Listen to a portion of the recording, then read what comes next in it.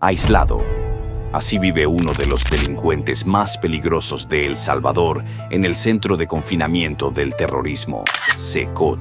Encerrado en una celda de concreto, privado de cualquier interacción social y de la luz del sol, pasa sus días uno de los criminales más peligrosos de El Salvador. Este individuo, identificado como Miguel Antonio Díaz Arabia, alias Castor, ha sido aislado del resto de los internos en el centro de confinamiento del terrorismo, un penal de máxima seguridad destinado exclusivamente a los líderes y miembros más peligrosos de las pandillas que durante décadas aterraron al país. La historia de cómo este hombre terminó entre las rejas no solo refleja la crueldad de sus actos, sino también el cambio radical que ha vivido El Salvador bajo el mandato del presidente Nayib Bukele, quien implementó un régimen de excepción sin precedentes para combatir la violencia pandillera.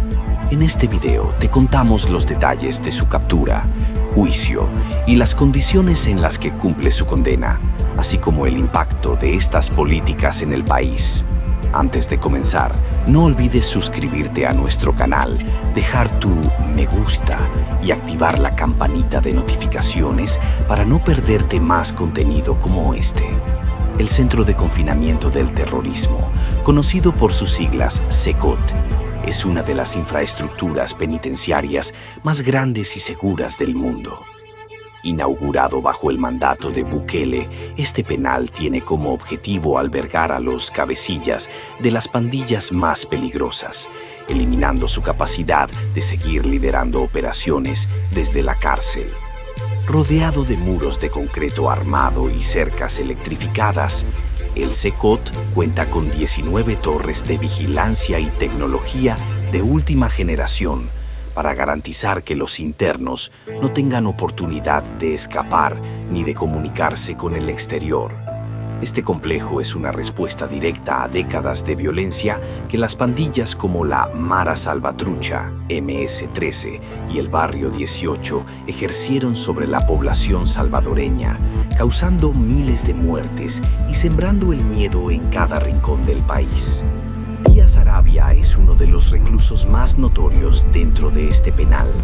Su aislamiento responde no solo a su peligrosidad, sino también al temor de que pudiera influir o liderar desde dentro a otros miembros de la pandilla. La estricta vigilancia sobre él simboliza el compromiso del gobierno salvadoreño de no permitir que el pasado se repita. La condena de Díaz Arabia se basa en un crimen que conmocionó al país en 2016, el asesinato de 4 soldados de la Fuerza Armada.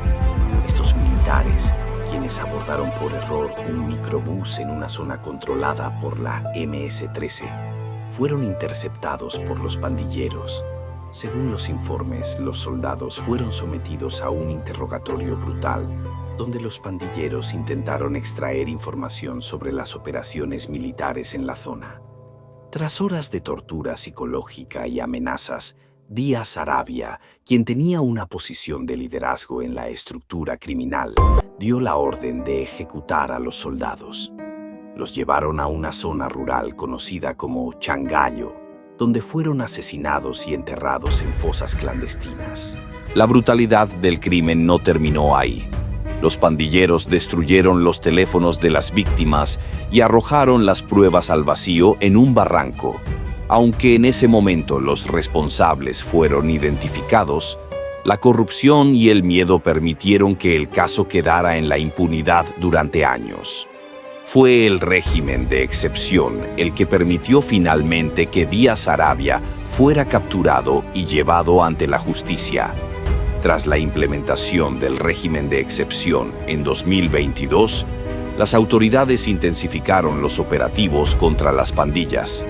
Díaz Arabia, al saberse buscado, huyó a San Juan Opico, un municipio al occidente del país.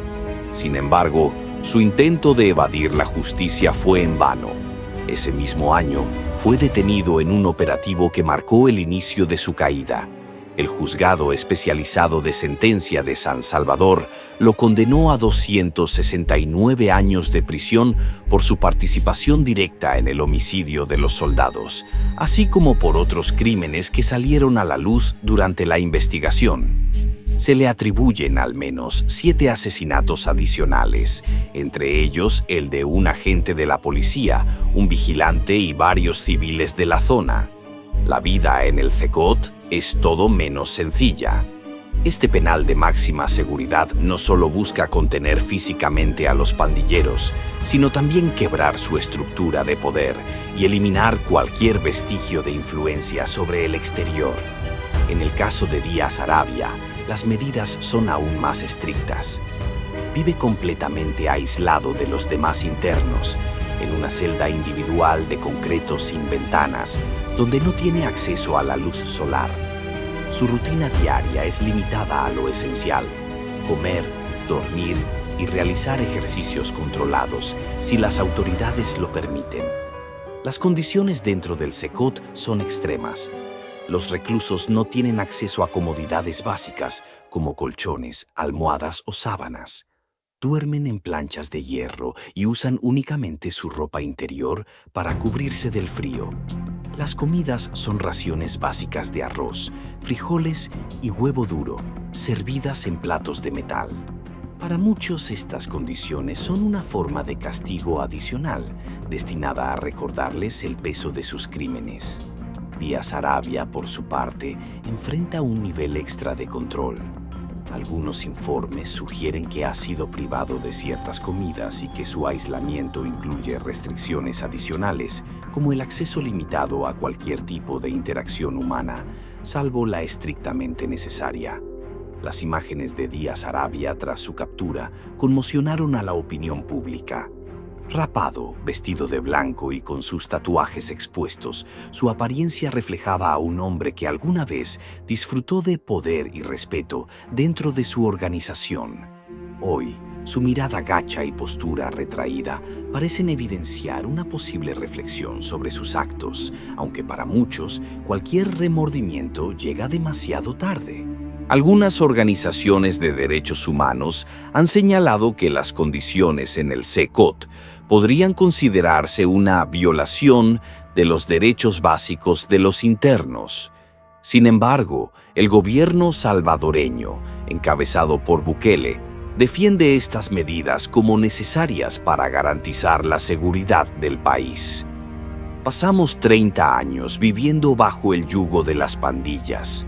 Hoy, esos tiempos quedaron atrás, afirmó el presidente en una conferencia reciente.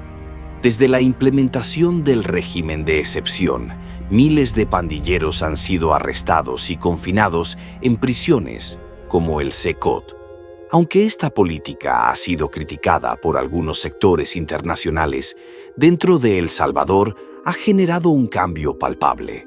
Las tasas de homicidios han disminuido drásticamente y muchas comunidades que antes vivían bajo el miedo hoy experimentan una tranquilidad sin precedentes.